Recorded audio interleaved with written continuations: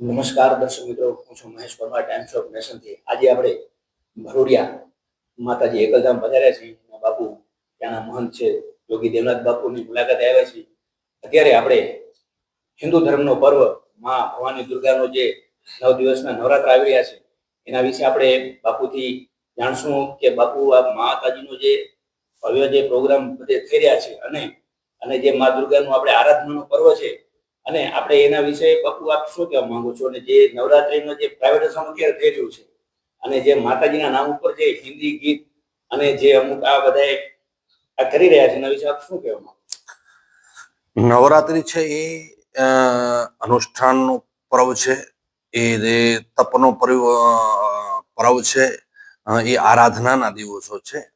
આમાં ભગવતીની આરાધના એ દિવસોમાં થાય છે ને એ દિવસોની અંદર આરાધના જ કરવી જોઈએ, અન્ય કોઈ બી કાર્યક્રમ ન કરવો જોઈએ જેનાથી આપણું ધાર્મિક વાતાવરણ ખરાબ થાય.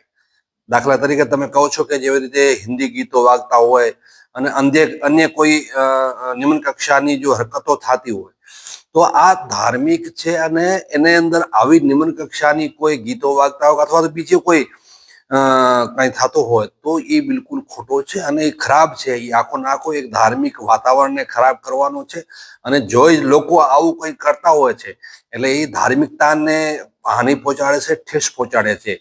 એટલે આવા જે પણ લોકો છે, આપને હું મીડિયાના માધ્યમથી કહું છું કે આવા લોકો કોઈ બી આવી હરકત ના કરે કે તમારા ખાલી નાની એક હરકતથી આખો નાખો જો ધાર્મિક વાતાવરણ છે, મા ભગવતીના અનુષ્ઠાનના દિવસો છે, આરાધનાના દિવસો છે, એ બીજા લોકો માટે ખરાબ થઈ જતા છે. એટલે આ આરાધનાના પર્વના દિવસો છે, તપસ્યાના દિવસો છે, મા ભગવતીને કાંઈ ન કરાય, ખાલી પ્રાર્થના કરાય, એની ભક્તિ જ કરાવે. 9 દિવસ સતત એ જ ચાલવું જોઈએ, અન્ય કોઈ બી હરકત ન કરવી જોઈએ.